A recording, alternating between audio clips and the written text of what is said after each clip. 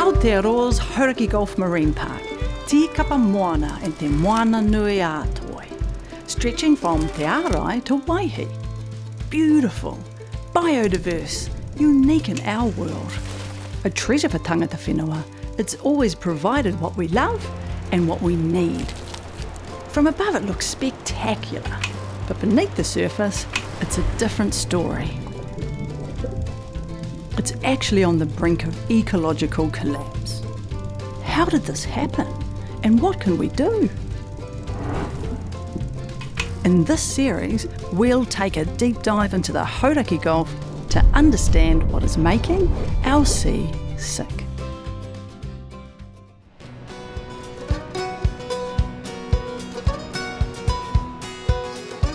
In this episode, we look at recreational fishing. I mean, gathering kai moana is my right as a Kiwi, isn't it? I should be able to go out and get a feed for my whānau. Is my right still all right? Fishing is one of the fundamental reasons why people have bought batches here in Tairua and come every weekend and spend money in town in the restaurants and at the butchers. And we're in the middle of a boat show here now, and it's just fantastic for our communities. The amount of fuel that goes through the petrol stations, the amount of food that goes through the supermarkets and the cafes, it's just huge, and it's got to be counted. It's definitely got to be counted. They don't want unlimited access, they don't want to take everything, but it would be nice to be able to go out and catch a couple of fish when they want it. I don't think that's unreasonable. What they don't want to do is conserve fish so it can be caught by a commercial guy and sent to Sydney.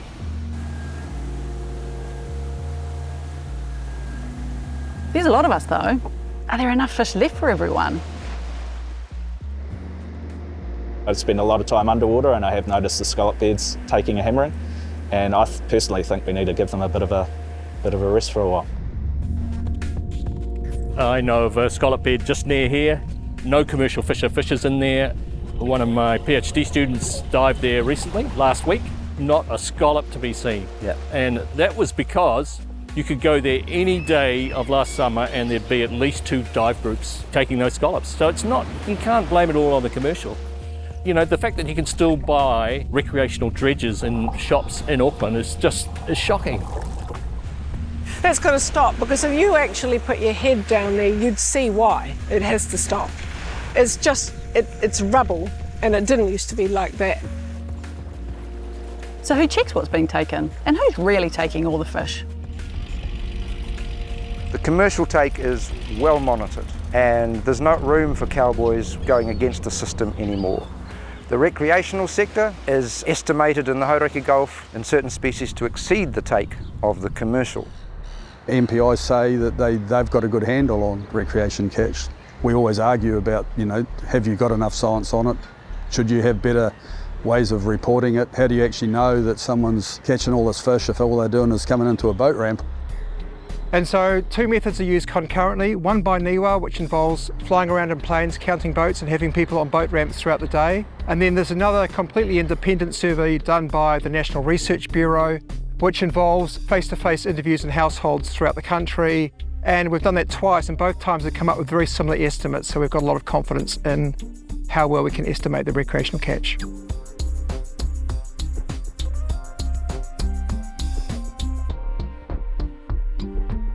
What happens is the commercial boys reckon that the recreational boys are catching all the fish, and vice versa. The problem with recreational fishing is that there's a lot of people doing it. Right, so overall, the catch, even boat for boat, is relatively small, but there are thousands of boats out there on any given weekend. Recreational fishers can easily adopt the principles in the fish care program, which includes better harvest techniques so that they're minimising impacts, less capture of undersized fish, less mortality rates, that sort of thing. There's a lot of recreational boys, and I've seen them here catching undersized fish and putting them in their bucket. And you go up and tell them about, you know, it's undersized, got to go back. You can. And looking at size limits, the importance of not taking small animals from populations, of allowing them to grow through. And obviously, the longer you leave them, the bigger they get. If they double in size, they produce not just double the eggs, but 100 times the eggs. At the moment, everything's a sort of a fight. Recreational versus protection, recreational versus commercial. If we want to increase biomass, we've got to look at the way we're fishing. Is it time to review what everyone's taking? From what we've heard, historic habitat destruction by industrial fishing and lack of restoration means we're fishing the remnants of a healthy system anyway. The recreational catch research is accepted as pretty solid, but there are rogues. The commercial take is well monitored and bottom trawling has been banned from inner parts of the Gulf, but there are gaps. If there's not enough fish until we let them grow back, should we focus on that? And then the reality check is, do we really need even 20 fish? Do we need 3 kingfish? No, we don't need 3 kingfish. We don't need to stockpile in our fridge. We should be able to take what we need and leave the rest there. Recreational fishers are a lot more concerned about the state of the Gulf than people often give them credit for. They're definitely aware of it, and they're changing. And if you know that what you're doing might be within the rules but still doesn't feel right, don't do that. The introduction of new lures, chasing around the birds, that really changed fishing for everyone. Growing up, that wasn't the style of fishing that my dad did or my grandpa did. They would take the bait outs, anchor up, burley up, and try and get those fish to come to them. Yeah. Whereas these days, you're actively hunting those fish. Yeah. But I also think it's where you fish that's the most important thing in the Hauraki Gulf. We should not be fishing on reefs. Reefs are where we need resident populations to maintain healthy reefs. 80% of the recreational catch is snapper. What we're not seeing is the John Dory, the gurnard, the trevally, these other species. I talk about the forgotten species. Where are those species? They're not the things that people are catching anymore. We're not seeing them on people's plates for dinner anymore. And that's the sort of thing that's quite alarming. It's not what's left in the water, it's what's gone. Oh, yeah. Oh my God. Slowly. Yeah. Now, the idea with the quota management system is that it's supposed to regulate how much we take to ensure that those stocks are healthy. We can't find those fish anymore, and yet the quota management hasn't brought in a lower level in order to try and support those fish and the recovery of those fish.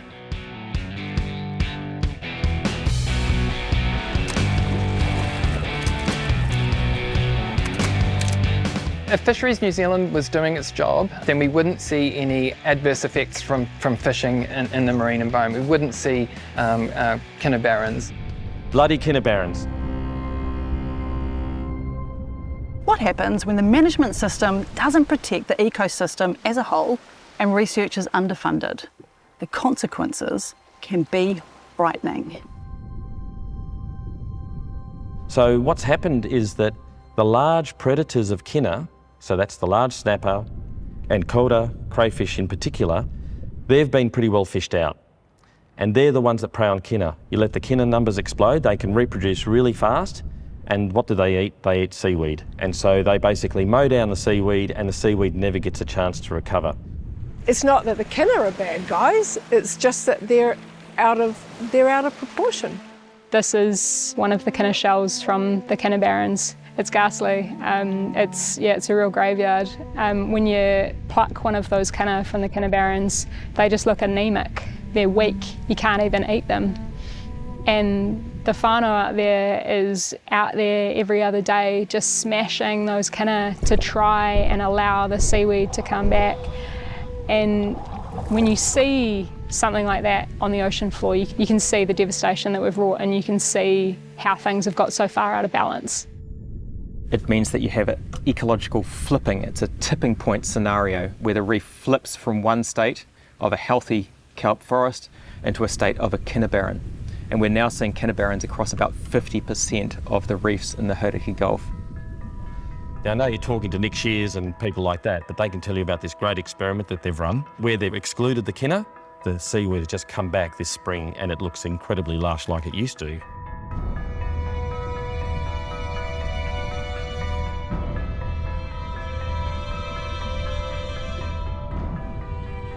Is there enough protection for the Hauraki Gulf?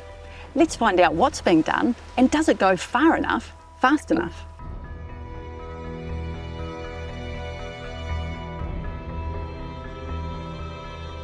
On land, we protect about 30% of our land area in some kind of conservation value, right?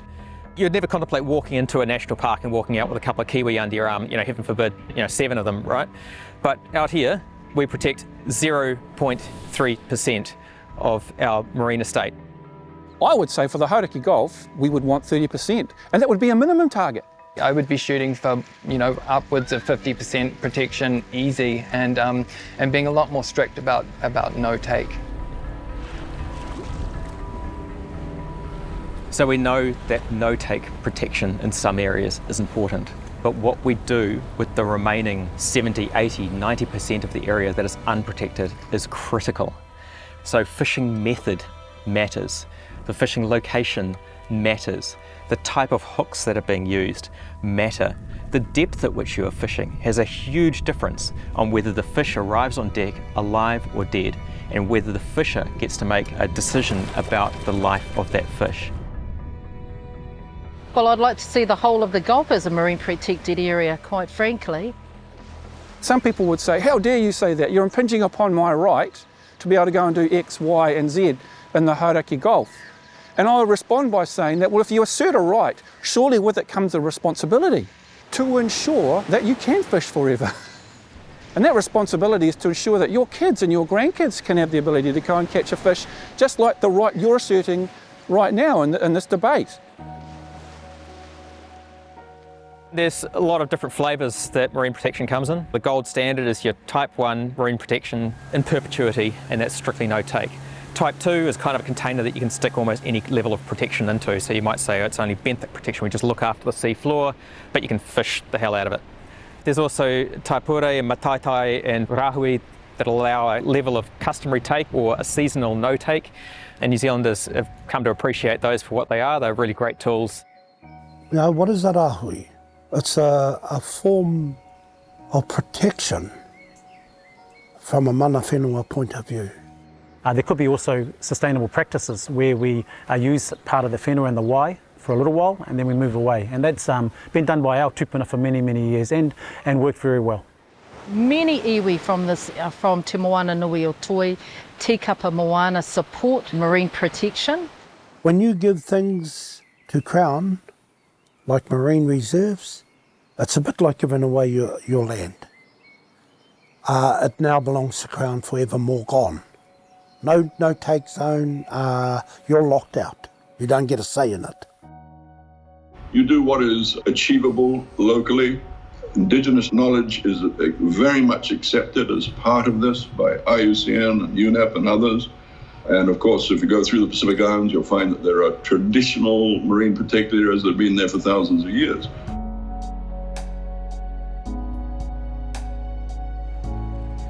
Establishing marine reserves takes time, commitment and cooperation. Imagine trying to paddle a waka upstream with business, iwi, government, councils and community groups. A group of us, veteran Waiheke Islanders, conservationists, decided let's do something. They contracted a marine biologist to look at some of the best spots around the coast for marine protection and made a formal application to turn that into a proper marine reserve, no-take marine reserve. So it's 2,300 hectares, bigger than all the other marine reserves in the Hauraki Gulf. It would protect a very valuable ecological area, largely intact kelp forest. This would be ideal for restoration. Protection and restoration. It sounds like we need both, now. Marine reserves or marine protected areas on their own aren't enough. It's actually fisheries management as well. Because if you just transfer that pressure from the marine reserves and put it out into the 2/3 of the area that's unprotected, actually that system will collapse as well. You need to manage the expectation of what the marine ecosystem can support. Ordinary Kiwis should be free to go and gather a small sustainable feed anywhere they want in the ocean. What outcome are you trying to achieve by putting a marine reserve or a marine protected area in place? You need to think about what is the risk. And in some cases it might be a marine reserve or a marine protected area, but in some cases it's going to be riparian planting or managing siltation from a forestry block. We're taking too many fish out of the water and we're using really destructive fishing techniques to do that. And those are issues that are not being addressed by marine reserves. Well, no one seems to want to have a new marine reserve in their backyard, and yet hundreds of thousands of us actively seek out a marine reserve every year to go and look at something that's quite spectacular that we can't see elsewhere in the Gulf. You need to have places where the ecosystem is intact. They become our reference sites, and the only sites today that look like the environment looked 1,000 years ago is inside marine protected areas.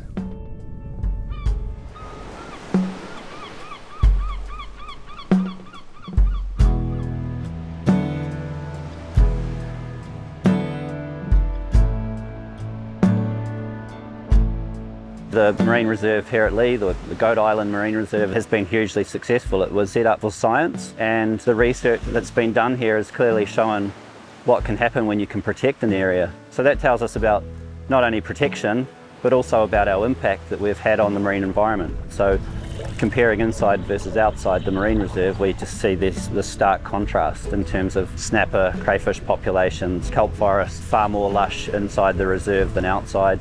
So yeah, from that perspective, it's been highly successful. The function of those marine protected areas is that they pump larvae out into the rest of the zone. So you'll find snapper larvae 40 kilometres away from the marine protected area in which they originated in. The Lee Marine Reserve generates 11% of all the snapper found throughout the Gulf. When you look at it now, it's a thriving place, but just outside of that boundary, it's a desert. Come on, let's take a look at this unique, innovative and inspiring protection model at the Noises. This could be the way forward.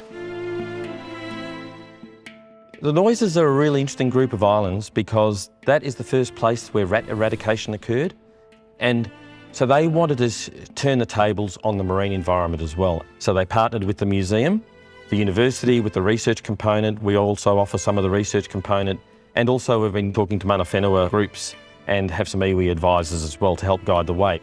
And so it's a challenge to try to get any consensus on any decision. Initially, we thought what we really would have loved to achieve would be to stop the recreational fishing, recreational dredging, and stop the commercial gill netting that was happening around here. That was horrific. What we'd like to see is the Noises as a no-take area, because you cannot keep taking or talk about managing something sustainable when it clearly isn't. We need to be thinking we've got to protect this 100%. Yeah, I'm really attracted to the model that the Noises have come up with. A, it's a product of mana whenua and the owners there and the community that sits around it. But B, it introduces a degree of flexibility into how you manage that going forward. Nobody's tried to protect an entire island and reef system before. So if they regenerate, how can we use what we've got here to kickstart other areas that have lost that life, because they're so critical?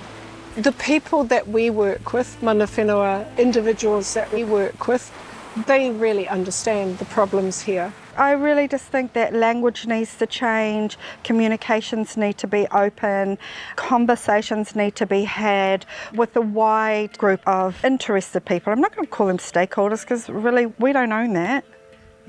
We don't own it.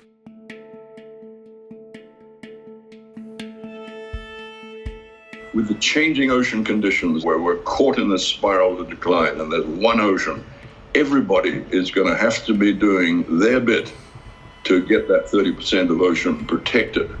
And New Zealand, with a huge EEZ, obviously has a big responsibility in that regard. Because if we carry on down the current road, the golden goose will be killed. And that is scientifically proven by the work that's been done over the last 10 years.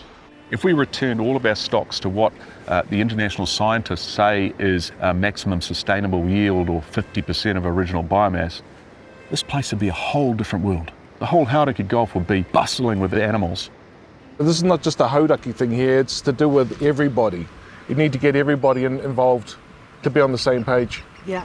So, you can take an area that has been denuded, damaged, changed, and the marine system will bounce back. And, that's one of the great learnings of this reserve and many other reserves around New Zealand and overseas. I want to see a place that all New Zealanders, mokopuna tamariki children, whānau can enjoy and know that the sacrifices we've done today, which are going to be tough, that they're all worth it. It's confronting to face the trauma that people have caused the Hauraki Gulf over the last 100 years. Together, we have to heal those wounds. When you know better, you've got to do better. Coming up next, what's been going into the Gulf.